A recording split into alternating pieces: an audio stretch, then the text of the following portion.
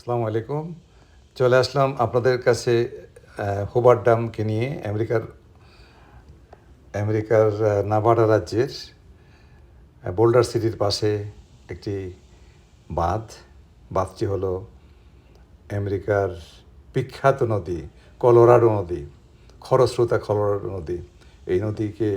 এই বাঁধের মাধ্যমে এটাকে গতিরোধ করা হয় এবং এই বাঁধটি দেখার জন্য আমরা চলে আসছি। বাঁধটি 1930 সালে নির্মাণ কাজ শুরু হয় এবং দিন রাত পরিশ্রম করে 1935 সালে এর নির্মাণ কাজ শেষ হয়।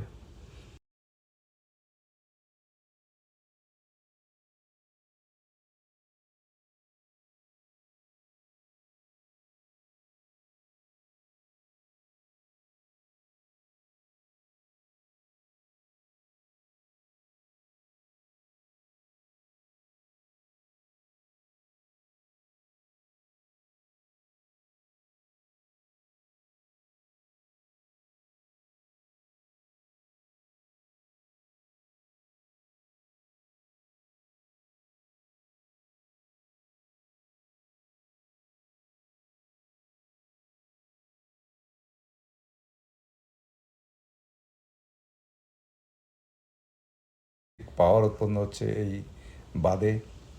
এটার জন্য সবচেয়ে বেশি ইম্পর্ট্যান্ট। কলোরাডো নদী পৃথিবীর আমেরিকার সবচেয়ে খরস্রোতা নদী। এ নদীর খরস্রোতার প্রভাবে আরিজোনা রাজ্যে গ্র্যান্ড ক্যানিয়ন তৈরি হয়েছে। এই গ্র্যান্ড ক্যানিয়ন দেখার জন্য বহু পর্যটক ছুটে যান সেখানে। সেই কলোরাডো নদীর উপরে গ্র্যান্ড ক্যানিয়ন। সেই কলোরাডো নদী এখানে বাদ দিয়ে এখানকার আর অনেক কিছু পরিবর্তন করা হয়েছে। শুধু এর সুফল শুধু আমেরিকা নয়, পার্শ্ববর্তী মেক্সিকো রাজ্য এর প্রভাব ফেলেছে, যার ফলে ওই দু এলাকার অনেক উন্নতি হয়েছে কৃষিক্ষেত্রে, ইন্ডাস্ট্রিয়াল ক্ষেত্রে, এবং লোকজনের রিক্রিয়েশনের ব্যবস্থা হয়েছে, পানির ব্যবস্থা হয়েছে। এখানকার যে পানি ধরে রাখার ফলে অনেকগুলো অনেক পর্যটন কেন্দ্র স্থাপিত হয়েছে। আমরা একটু আগে দেখে এসেছি এখানে লেক মেডো। এই লেকটিও এই বাঁধেরই ফলশ্রুতি। আমি পরবর্তী ভিডিওতে এই lake meadow national recreation centre সম্পর্কে বলবো। আপাতত এই বাঁধটি সম্পর্কে বলছি। হুভার ড্যাম মানে হুভার বাঁধ, এই 726 ফুট উঁচু এই বাঁধটি। এত উঁচু বাঁধ 1935 সালে আগে আর কোথাও ছিল না। পৃথিবীর সর্বোচ্চ বাঁধ নামে পরিচিত ছিল। এই জন্য এটা খুবই গুরুত্বপূর্ণ। আমেরিকাতে হয়তো এটা সর্বোচ্চ, আমি জানি না ঠিক এই মুহূর্তে। তো এই হুভার ড্যাম দেখার জন্য প্রতি বছর লক্ষ লক্ষ লোক এখানে ছুটে আসে। আর শুধু বাঁধ দেখাই নয়, বাঁধের পাশে একটু আগে বলেছি লেক মেডো আছে। লেক মেডোতে অনেক ধরনের রিক্রিয়েশনের ব্যবস্থা আছে। এই যে দেখতে পাচ্ছেন এখানে ঠিক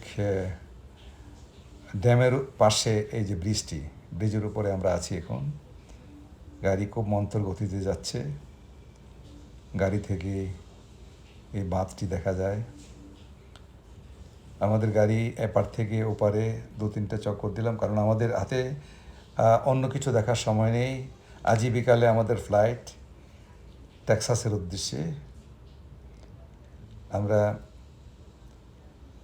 টেক্সাস আজকে বিকালে চলে যাব। সেই জন্য এই যে বাঁধটি দেখতে পাচ্ছেন 726 ফুট উঁচু, লোকজন ছবি উঠাচ্ছে। হ্যাঁ, লোকজন হেঁটে যাচ্ছে এবং ছবি উঠাচ্ছে। দুপাশে সুউচ্চ পাহাড়, শুধু পাহাড়, লেক, বাঁধ, আরও অনেক ধরনের রিক্রিয়েশনের ব্যবস্থা এখানে আছে। আমার ঠিক জানা নেই, যেহেতু আমরা এখানে যাত্রা বিরতি নিচ্ছি না, আমরা লেকটা দেখি, বাঁধটা দেখেই চলে যাব।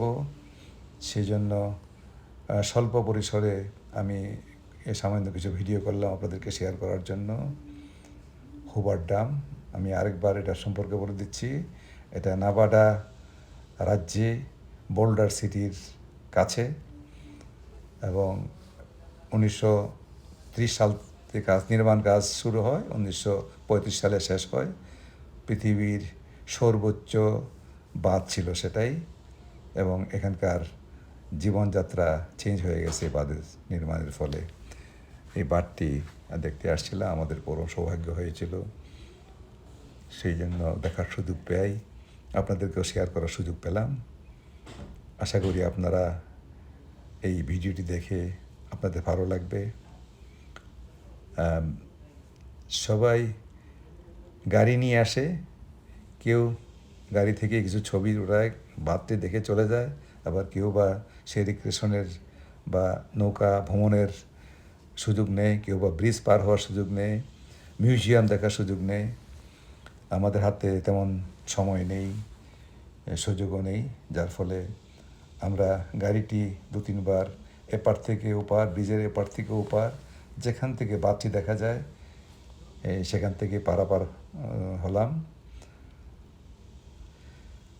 এবং সেই বাঁধের হুভার ড্যামের সৌন্দর্য উপভোগ করলাম।